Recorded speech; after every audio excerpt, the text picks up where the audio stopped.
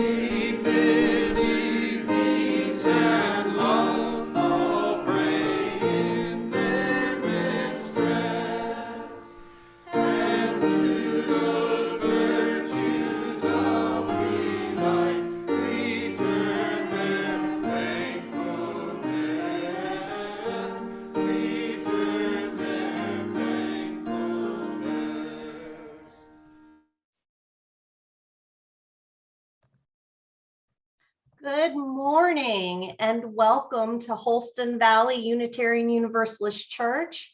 I am the Reverend Tiffany Sapp and I'm the minister of this church. I am so glad that you all could be with us today. Please be aware that this service is being live streamed and recorded and that you can find subtitles in one of the menu options at the bottom of your screen. We are still posting the services to YouTube and you are welcome to join us in that way, but you will miss our interactive joys and concerns.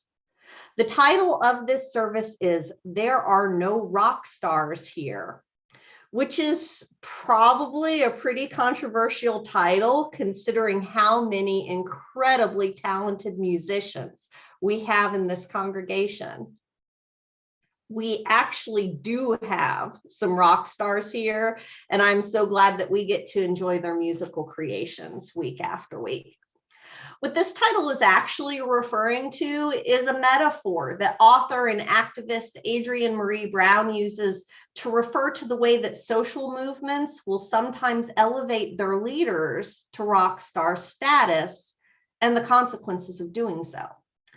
She herself is a bit of a rock star when it comes to intersectional justice work, and she makes a pretty solid case for movements being healthier and more sustainable when they shift their focus away from figurehead rock stars and instead build interdependent systems of power where people work together collectively and democratically. A chorus rather than a soloist. I'm going to take this metaphor and play with it, weaving it together with the way that we Unitarian Universalists collectively use our power. The way we use our power is shaped by our principles and by our congregation's vision statement, which Sarah will share with us during the Chalice Lighting.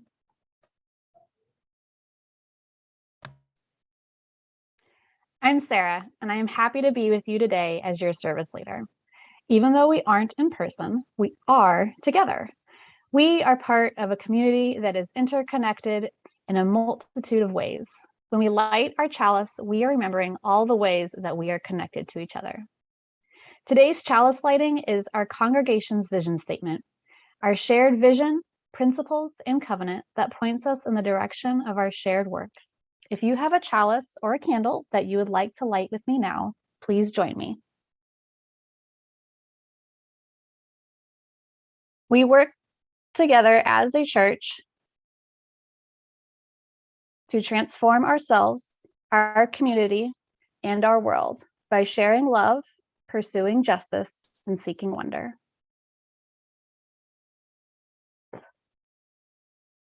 That word, transformation, is a key word in our vision, and it's also a main theme in today's story.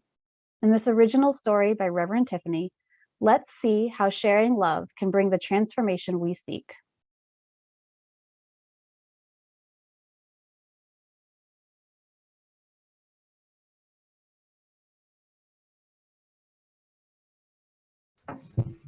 Once upon a time, there was a young woman named Tiffany who carried a great sadness in her heart. You see, she had once had friends, a spiritual community even, but all of her old friends had rejected her. Why they had rejected her was lost to her memories now. Maybe her beliefs had changed and they wouldn't accept her point of view. Maybe she loved someone that they didn't approve of. But regardless, the community was lost, and all that was left was sadness and pain. One day, Tiffany was just sitting with her sadness, and when she looked up, a strange woman was sitting beside her. Where did you come from? Tiffany, your thoughts and feelings were awfully loud as you were sitting there, and I wanted to come see if there was any way I could help. I don't think there's anything that anyone can do to help me. That's fair. But it sounds like you need healing, and I think I have something that can help you. Here. This is a seed. A seed? How's that going to help me? This is no ordinary seed. When the flower blooms, you will experience the healing that you seek. I guess I might as well give it a try. So Tiffany took the seed and put it in the ground. And then nothing happened for days. Tiffany just sat outside by the patch of dirt that she had put the seed in, staring at it with disappointment. Then the young woman walked by with 2 jugs of water slung over her shoulders. Her name was Jill, and she was always full of curiosity, especially about people. She came over and looked closely at the patch of dirt that Tiffany was staring at. So, what are we looking at? I planted this seed here in the ground, and I'm supposed to wait for it to bloom, but it's not doing anything at all. Oh man, I'm so sorry to hear that. Have you, watered it? Tiffany stared at Jill, completely baffled by this question. Oh my goodness, seeds need water. A little nurturing can make a big difference for a seed. Here. And Jill poured out some water onto the patch of dirt that Tiffany had been staring at. Thanks. No problem. Have a nice day. And Jill went on her way with one of her clay jugs a little lighter. Jill stopped by every day sharing her water. Sometimes she would hurry on her way afterwards, but sometimes they would stare at the dirt together. Sometimes they would tell each other stories from their past, the happy ones and the sad ones. And sometimes they would sit in comfortable silence, sharing some sweet tea that Tiffany had made. Until one day, they saw a little green shoot push up through the ground. Tiffany's seed had sprouted. The next day, when Tiffany came out of her house to watch the little sprout grow and wait for Jill with her tea, she saw a sight that disappointed her greatly. Yes, her sprout was still there, but there were lots of other plants growing up and around the sprout. Dejected, she sat by her sprout and pondered what to do. Why the long face, Tiffany? Just look at it. Oh dear. Hold on. I think I know someone who can help. And off Jill ran, leaving a very confused Tiffany to sit and talk to herself. I've been feeling so much better lately, too. But seeing all of these weeds crowding in makes me wonder if my sprout will ever grow and flower. Tiffany, this is Sarah. She might be able to help. And without a word, Sarah got to work. Tiffany couldn't really see what was going on, just that dirt and leaves were flying everywhere. Jill, what's that woman doing to my plant? I need this thing to heal myself. Sarah knows what she's doing. Trust her. And if you can't trust her, trust me. Tiffany wondered if Jill knew how hard that was for her.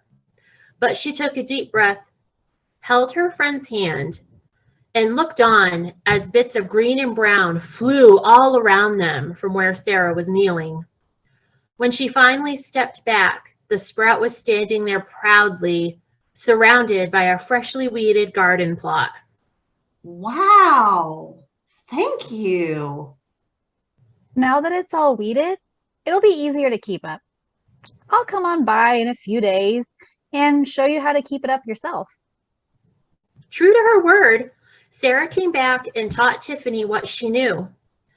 And while she certainly wasn't as talkative as Jill, she came by every once in a while to check on Tiffany and the sprout, and sometimes she would stay and drink tea with Jill and Tiffany.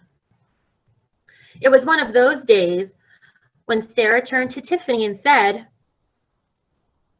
Your plant is looking a little droopy, my friend.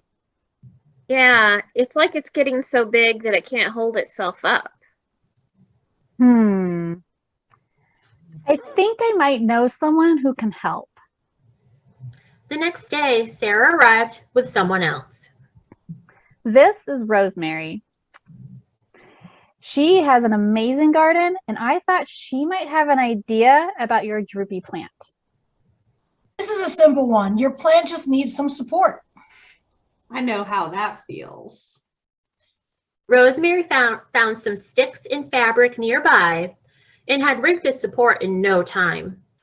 The plant stood tall and proud as Tiffany, Jill, Sarah, and Rosemary stood around admiring this healthy and growing plant that they had all worked on together. Is that a flower bud? Oh my gosh, it is. Tiffany, it'll bloom soon, and you'll be healed. From the looks of it, I think it'll bloom tomorrow. Can I come back and watch it bloom with you? I would love it if all of you would come back tomorrow and watch the flower bloom with me. And so the next day, Tiffany brewed tea, and Jill made cookies, and Sarah brought little party hats, which surprised everyone. And Rosemary brought the best pot of soup that anyone had ever tasted. They sat together and ate and talked and watched the flower slowly open up. When it finally opened all the way up to the sun, everyone looked at Tiffany, excited to see what magic would unfold. Tiffany's eyes were wide with anticipation. And then And then Nothing's happening. nothing's happening?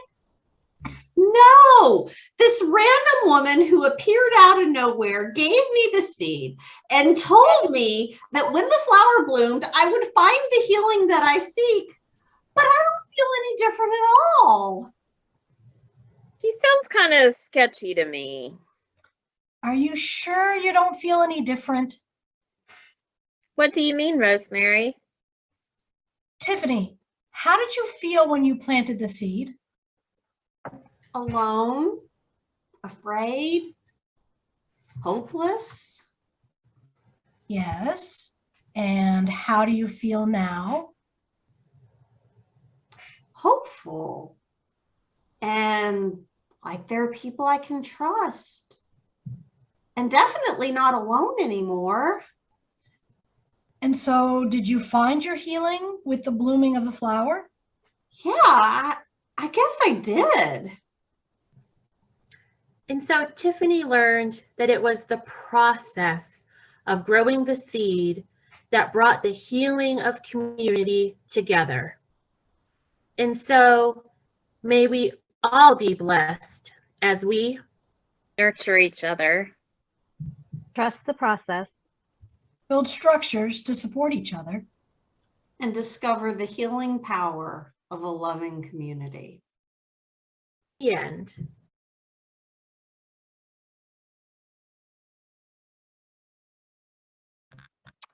A big thank you to Rosemary, Sarah, and Jill for getting together with me to create that story. I wonder, do you have a character that you especially related to in that story? Share in the chat if you want to. And we have a special treat for our musical offering today. One of our resident rock stars is going to play the musical offering live for us. When Karis and I talked about this service, she immediately offered to play What If God Was One of Us, a song made popular by Joan Osborne in the 1990s. The model for hierarchical power that we are challenging today is a very top-down approach, and it is historically connected to theologies of the divine that have God far away, transcendent, powerful, and untouchable. what we get here today flips that upside down and says that what is most sacred is right here, dwelling among us, and that it's not any more perfect than the rest of us, just a slob like one of us trying to make their way home.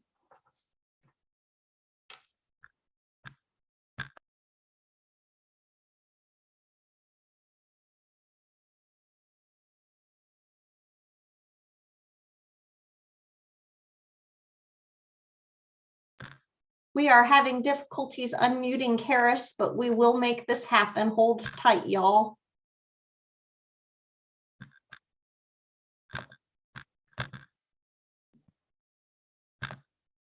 Good morning.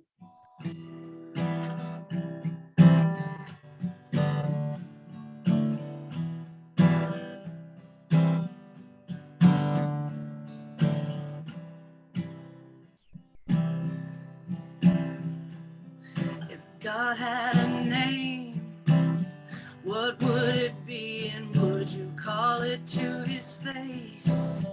If you were faced with him and all his glory, what would you ask if you had just one question?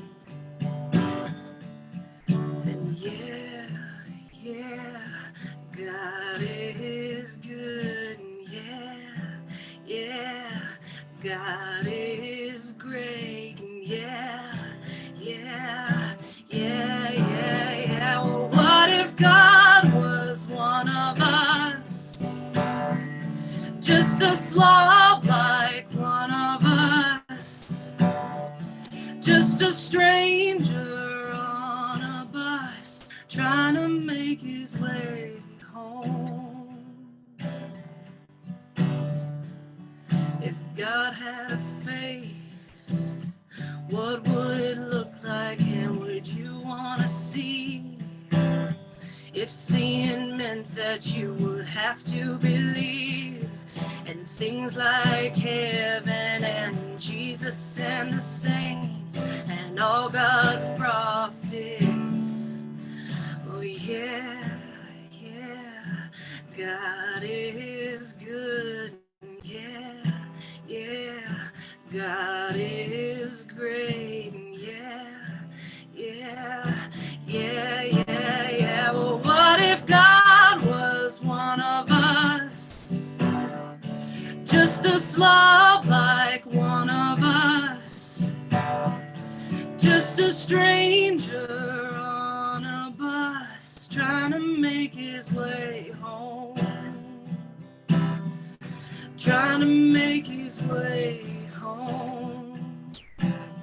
Like up to heaven all alone. Nobody calling on the phone. Except for the Pope may be in Rome. And yeah, God is great. Yeah, God is good. Yeah. Well, what if God was one of us? Just a slob like one of us. Just a stranger on a bus trying to make his way home.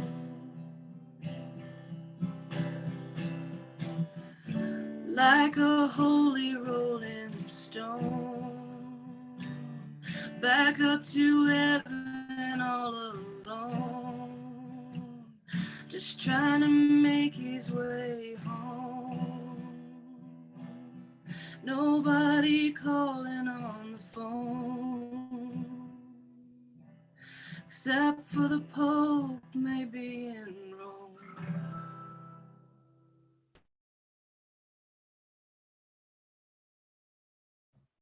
Wow. Karis, if we were had everyone's mics off, I'm sure you would be hearing a lot of applause. Thank you for that. We come to this community and we welcome you to this community to bring all that you are. Your joys and your concerns are welcome here. If you're with us in Zoom, I welcome you to type your joys and concerns in the chat box. I might end up reading some of what you say out loud, so only share what you are comfortable with everyone knowing. If you're on YouTube, I'm not going to be able to see what you write in the YouTube chat. While you share your joys and concerns and your moments of awe in the chat, I am going to light a candle for all of those affected by this COVID-19 pandemic, which is all of us, and some of us more than others.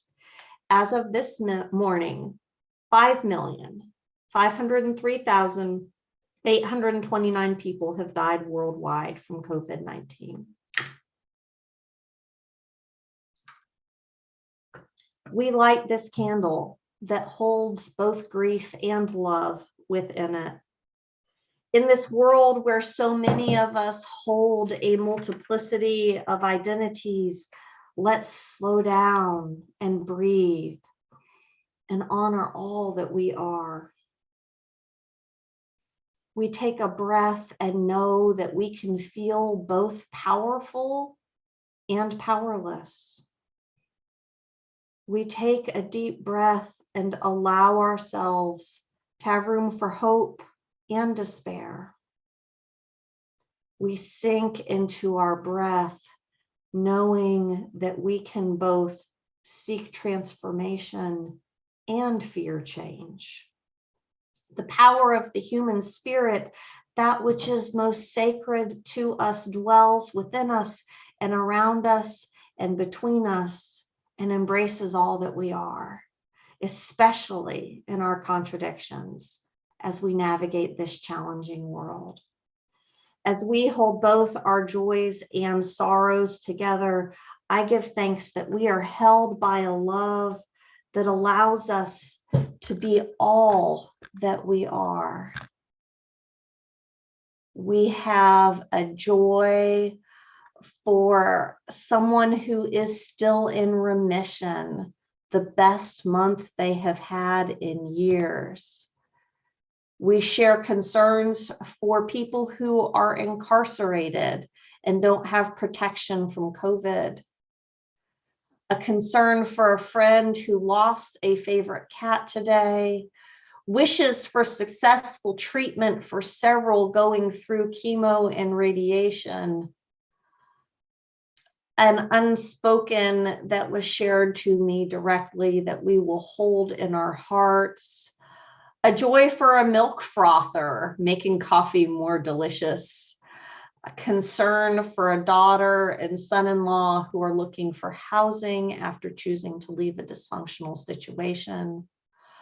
Hope for a stepfather in recovery with physical therapy and occupational therapy, and comfort for the mother involved in that situation. And we hold all of our communities, spoken and unspoken, with tenderness and a hope for healing. We hold all of our communities' joy with sparklers in the night, knowing that nothing is too small to celebrate. And we hold all of this and whatever remains unspoken in our hearts as we center our practice in loving kindness.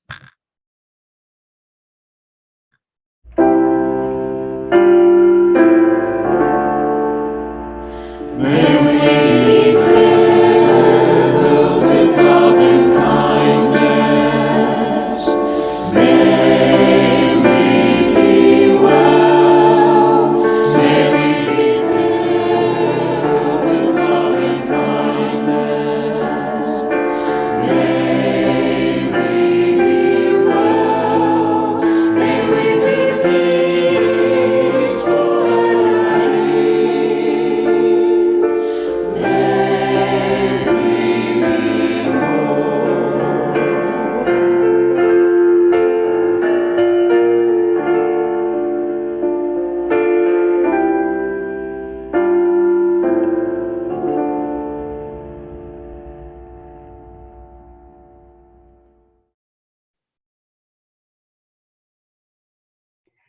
Our reading is an excerpt from a book called Many Voices, One Song that explores the principles and implementations of systems designed to share power throughout a variety of organizations.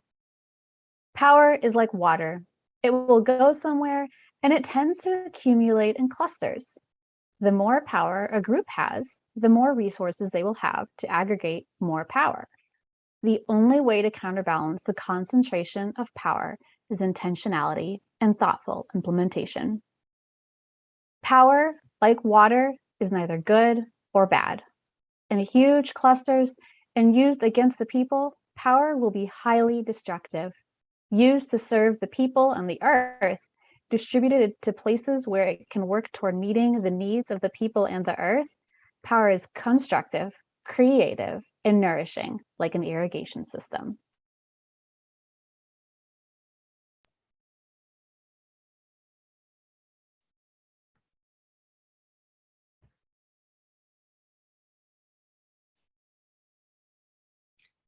Power, like water, is neither good nor bad.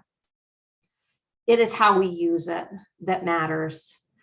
Adrienne Maree Brown's groundbreaking book, Emergent Strategy, explores a variety of strategies for organizing, ways for us to use our collective power. And the one thing that she makes really clear is that it's our collective power that matters. She points to the ways that she has seen movements made vulnerable by an overdependence on charismatic rock star leaders, specifically citing civil rights work.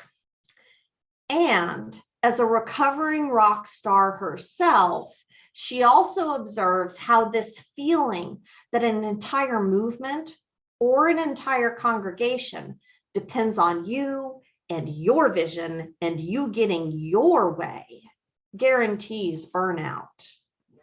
But she takes it a step further by saying lifting people up based on personality replicates the dynamics of power and hierarchy that movements claim to be dismantling.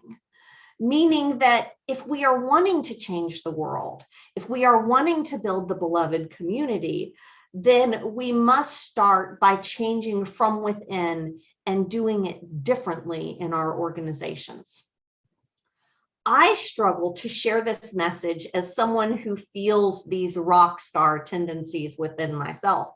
This is a very real part of human nature, and it definitely gets me on the hook sometimes, which means that this work is calling me and all of us to humility that can counterbalance that impulse. But this talk about the rock star mentality is really just part of a larger conversation about power. What comes to your mind when you think about power? Most of us in the West think about a top-down hierarchical power when we use this word, where power is having enough position or money or clout to get your way and even to force your will upon others. We call this power above because it's usually coming down at you from someone higher in the hierarchy. But for decades now, ecofeminists like Starhawk and Adrienne Maree Brown have been telling us about other kinds of power, power below that supports, and power within that each of us have. We've already seen an example of power below today. It's a kind of power that's so subtle that when it's done well, you really don't even realize what it is. In our story today, when a community of strangers gathers together to help one very confused woman learn how to grow a plant, we see power below. They give the power of their resources in the water to nourish the plant. They give the power of their expertise by teaching the young woman how to weed her garden. And they give the power of their time and energy in several intentional ways throughout the story. Those who have power in this story choose to exercise it in a power below sort of way. And when they do this, they're remembering that their power is there to serve the people, especially the marginalized and most vulnerable, and take a stance of service instead of hierarchy. Usually to act in a power below way, you do need some sort of power to start with. In our story, the power took the form of resources, expertise, and time. Often in our society, even power below power comes from institutional and hierarchical structures. But those with the power make the conscious choice to exercise their power in a supportive, power below way that prioritizes the expressed needs of those that they serve. While power below still involves circumstances, privilege, or politics handing you power to begin with, power within does not. Power within is a more intangible thing that comes from within each of us. No one can take away your inner power any more than they can tell you what thoughts to think. But it's hard to talk about power within without edging toward the mystical. So I'm going to have to use a cartoon to show you what it's like. Kung Fu Panda is one of my favorite movies. There are spoilers in this description, but since the movie's been out since 2008, I'm going to assume that if you're going to see it, you've already seen it. In this movie, a big old panda named Po, played by Jack Black, wants to learn the secrets of Kung Fu. A big bad guy is coming to destroy the valley, and Po is destined to become the dragon warrior so that he can defeat the big bad and save the valley. He goes through a lot of training and trials to finally be given the dragon scroll, which will tell him the secrets of Kung Fu and how to be a dragon warrior. He opens the scroll with so much excitement, ready to discover the secret of Kung Fu power. And then nothing happens. The scroll is blank. Po is devastated until he has a really enlightening conversation with his dad. Then he goes back to the scroll and realizes that it's not showing him nothing. It's showing him his own reflection. The source of power was within him all along. And that's true of all of us. We have power within. It's something we have to seek and discover and experience ourselves, which lines right up with Unitarian Universalism's first source, direct experience of that transcending mystery and wonder affirmed in all cultures, which moves us to a renewal of spirit and an openness to the forces which create and uphold life. Direct experience. Some things you just got to experience to understand. This can look like speaking up when you're scared to do so, forgiving someone, listening to someone, saying no to something that's not right for you. Power within takes many forms, but the one thing that I want to be really clear about is this. It is that you don't need anyone else to grant you this power. No one else can. It is already yours. Adrienne Marie Brown points out 4 ways that we can use our power below and our power within interdependently together to make healthier and more responsive organizations. She says, first, be seen, authentic, and vulnerable, because we're only going to be able to do this work together if we're honest with each other about where we're actually at. No more I'm fines when we're not. You can check out my September 26th service on our church's YouTube page if you want some reminders about authenticity and vulnerability. Second, be wrong. Be wrong? Gosh, for real? Adrienne Marie Brown says, the easier being wrong is for you, the faster you can release your viewpoint, the quicker you can adapt to changing circumstances. I'm not saying this kind of humility is easy, just that it's necessary if we're going to exercise interdependent power. And the higher we are in the hierarchy, the more important it is to be open to the possibility that your viewpoint needs to change, which means I am essentially asking each of you to ask me, what if you're wrong? Hopefully I don't regret that invitation. Third, we need to accept our inner multitudes. We are many things, and sometimes those things contradict. And perhaps instead of that being a problem, it can help us accept a greater range in our compassion. Psychologist and theologian Pamela Cooper White likens the human psyche to a patchwork quilt, where our identity is actually many identities stitched together, calling us a complex quilt of subjectives, flexible enough to bend to new circumstances and form new relationships, drawing on an inner world of memories, experiences, and identifications. This stance allows us the flexibility and the relationality to stay interconnected in our diversity. And finally, to ask for and receive what we need. This is the easiest one to describe, but probably the hardest one to practice. And the lower that we are in the hierarchy, the more important it is that we make our voices heard in this way. Make sure to use I statements when you do it. This winter, we are going to intentionally practice our collective power as a congregation through the use of a very cool tool called listening circles. This is one of many excellent tools for redistributing the power that pools and collects like water by being intentional about listening to each other. We will gather in small groups, online or in person, to get feedback, to give people the chance to ask for what they need and to gain perspectives that may not have been heard before. And I'm going to be at every one of them to listen. Way better than having a rock star leader is having a vision to show us the way to go. When geese migrate together, they constantly shift who is in the lead, yet they continue to head the direction that they need to go.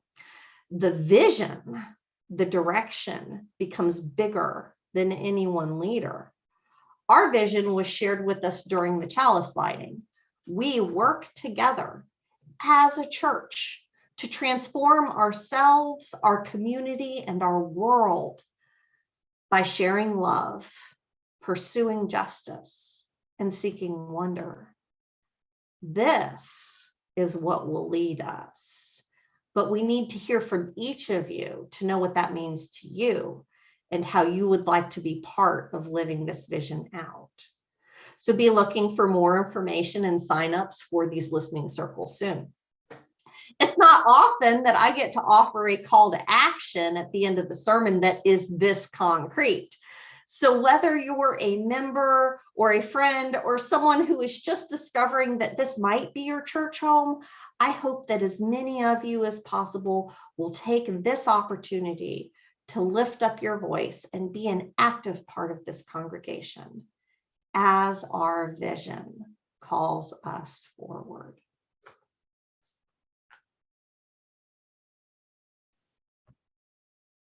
Our chalice extinguishing is a brief reflection by Naima Penniman, as quoted by Adrienne Marie Brown in Emergent Strategy. In this reflection, Naima shares a valuable lesson she learned while in New Orleans and after Hurricane Katrina. When Hurricane Katrina slammed into the Gulf Coast, almost everything lost its footing. Houses were detached from their foundations, trees and shrubbery were uprooted, signposts and vehicles floated down rivers. But amidst the whipping winds and surging water, the oak tree held its ground. How? Instead of digging its roots deep and solitary into the earth, the oak tree grows its roots wide and interlocks with other oak trees in the surrounding area. And you can't bring down 100 oak trees bound beneath the soil. How do we survive the unnatural disasters of climate change, environmental injustice, over-policing, mass imprisonment, militarization, economic inequality, corporate globalization, and displacement? We must connect in the underground, my people. In this way, we shall survive.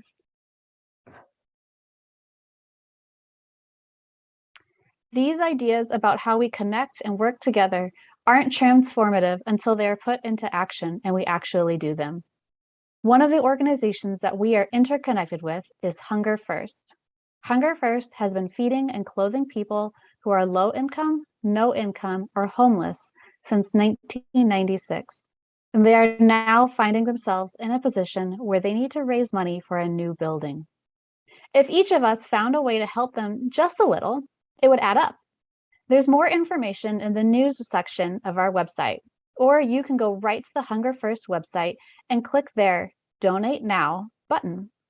Or if you're on Zoom with us, find the link to their GoFundMe campaign in the chat. Your leadership is listening to you, which is why the Reopening Task Force is reconvening to look at everything we've learned and how our understandings of the pandemic and our congregational life has been shifting. Updates will be coming soon. We are really proud of our congregation's high vaccination rate because we feel like it's one of the best ways to keep people safer during this time.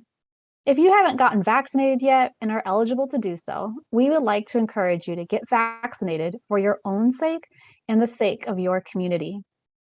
And if you need extra support right now, please remember that you can reach out to the caring team and Reverend Tiffany. You can find their contact information on our website or during the ending announcement slides.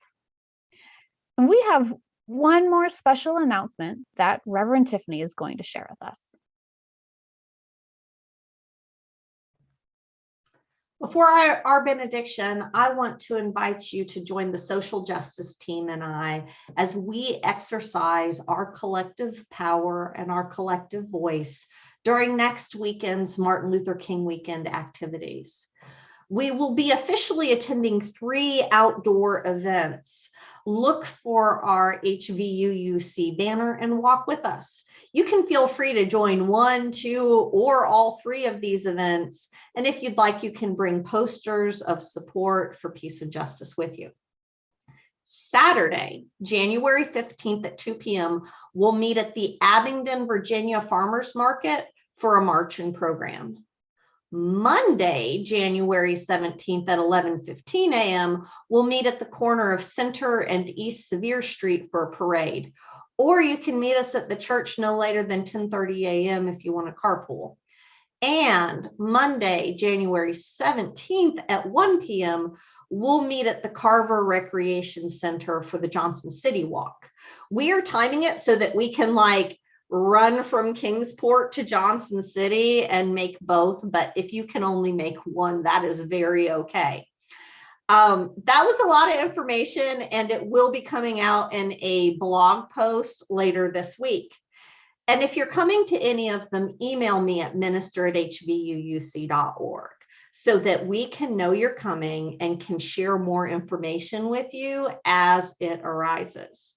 There's also going to be a lot of other in-person and virtual activities going on those days, and we will share more information about other Martin Luther King weekend events during this week through our news blog, but we'll only be officially actively participating in those 3. So my blessing for us today is this. You can't bring down 100 oak trees bound beneath the soil. We can hold each other close. May we, gathered here, exercise our power intentionally and collectively, with the power to listen when we are in positions of authority and the power to speak up when we are in positions of general membership, and the will to connect to each other, to strengthen our interdependence, and to hold each other with roots beneath the soil, with a vision of transformation to guide us forward. May it be so. Blessed be, and amen.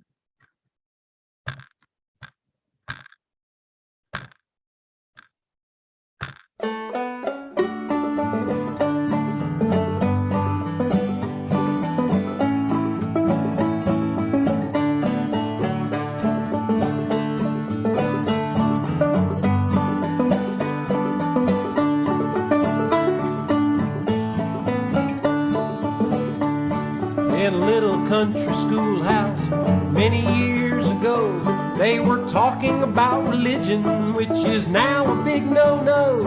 One day the teacher asked the class to tell the church where they went. There were Methodists and Baptists and Holy Rollers of the Covenant. One boy said, "My church's name is just too big to say." He said, "I'll have to spell it."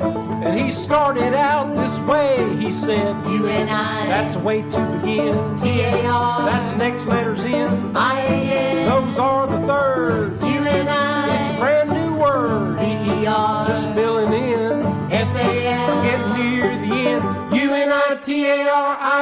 UNIBERSALIST. That is the way to spell you.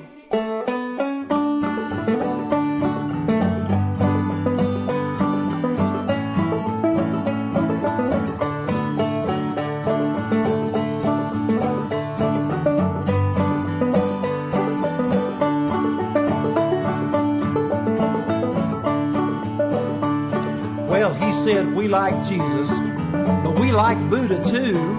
It's not about the religion, it's whatever works for you. We try not to be too serious, and we know how to laugh. Wouldn't you rather be smiling when you walk your spiritual path? He said, we're not judgmental, and it's okay if you like wine. We're not afraid of the devil, just prepackaged paradigms. He said, UNI. That's a way to begin. TAR. Those are the next letters in. IAN. Those are the third. UNI. It's a brand new word. VER. I'm just filling in. SAM. Getting near the end. UNITARIN. UNIBERSALIST. That is the way to spell you.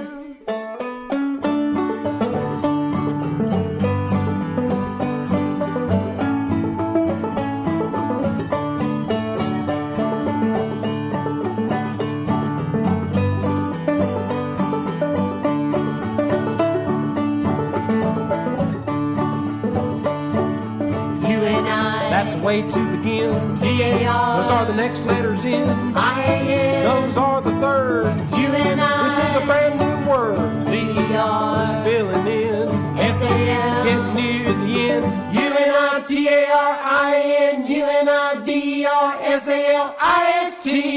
That is the way to spell